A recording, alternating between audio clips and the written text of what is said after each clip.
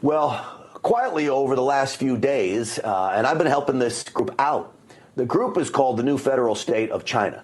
They have been walking the halls of Congress, trying to get members of Congress to sign on to a letter to go to the Judiciary Committee and Jim Jordan to urge him to investigate China's ties into the federal government. It's an investigation that needs to happen, which is why I want many members to sign on to this letter. Nicole Tsai is a member of the New Federal State of China, a group that wants to overturn the Chinese Communist Party and ultimately take over China. Nicole Tsai, welcome to the program. Hi, Grant. Thank you for having me. It's so great to be here. Well, it's so great to talk to you, and I want everyone to know you're an American citizen now, but you weren't always. You escaped China. You were in Tiananmen Square during that protest that we all watched with wide eyes open, and yet you come here. Tell me about the New Federal State of China and how important this mission is of yours. Absolutely. The New Federal State of China was founded by Mr. Mao Guo and Steve K. Bannon on June 4th, 2020. And with a special mission to take down the Chinese Communist Party. And why June 4th? Because June 4th is the day when we lost thousands of brothers and sisters to the tank, to the brutality of the Chinese Communist Party. So Mr. Mao Guo is considered the enemy number one by the CCP. And he started the Chinese whistleblower movement back in 2017. And since that day, he became the most hated and most attacked Chinese dissident on the U.S. soil. The CCP has bought out many American mainstream media to attack him, to slander him, and the social media has been deplatformed, and he still didn't have an account on Twitter. And even more, the CCP has hired America's most prominent law firms to go after him because these American law firms have been hired by CCP to bring more than 70 lawsuits against Mr. Mao Guo and the Chinese whistleblower movement members. So, Nicole, what it seems to me is they're afraid of what he has to say. Right? Yeah. They're afraid of what your group can expose. Now, you've been walking the halls of Congress, going to meet with every member of Congress you can. How are those meetings going? Are people inside? These are specifically Republicans. They're more apt to meet with you. I understand that, but I know you're nonpartisan. How has those meetings been going? Are the members of Congress understanding just how strong and serious of a problem this is? It's strong, it's solid, it's unstoppable. And I'm so encouraged by the outpouring support and enthusiasm expressed by our congressional leaders.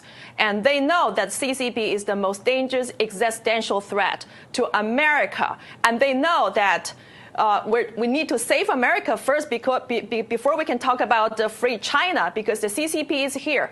The CCP has succeeded in weaponizing America's federal government agencies, including the Department of Justice, the FBI, the SEC, and they have launched an assault on the U.S. justice system.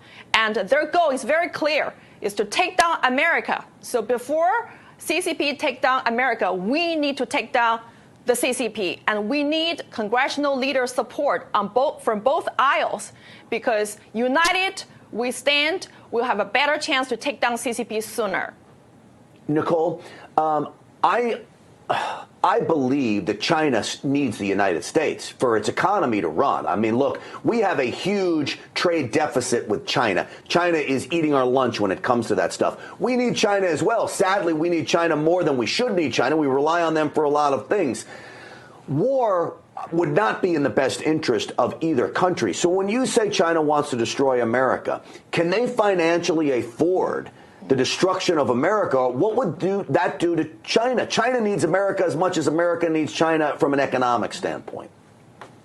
So let me first clarify the difference between China, Chinese people, and the CCP. So Chinese people and China is not represented by the Chinese Communist Party. The CCP has hijacked China and been enslaving the Chinese people for so many years since 1949. So let's be clear. The CCP does not represent the Chinese people.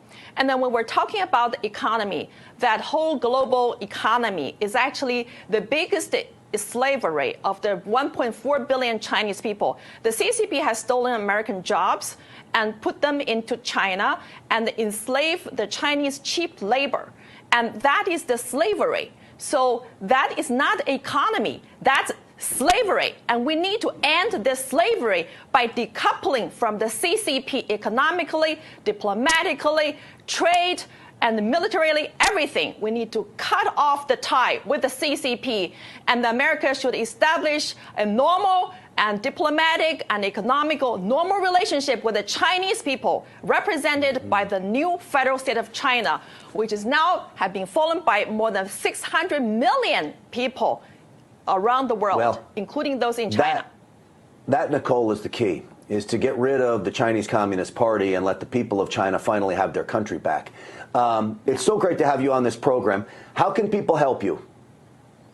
I would encourage everybody who's watching this show to call your congressman and ask them to sign on the Dear Colleague letter, which we have submitted to several congressional leaders. That letter is addressed to Jim Jordan, the chairman of the Select Subcommittee on the Weaponization of the Federal Government. We asked the Congress to start an investigation into CCP's weaponization of the DOJ, SEC, and the FBI and Southern District of New York, and look into the lawsuit brought by the CCP against Mao Skuo, CCP's enemy number one. Mr. Mao Skuo is CCP's most feared enemy, and he's now facing more than 70 lawsuits brought against him by American top law firms hired by the CCP. And we need to look into the cases and find out who is enabling the CCP inside the DOJ, the FBI, the SEC, and the Southern District of New York. Yeah, and as you mentioned,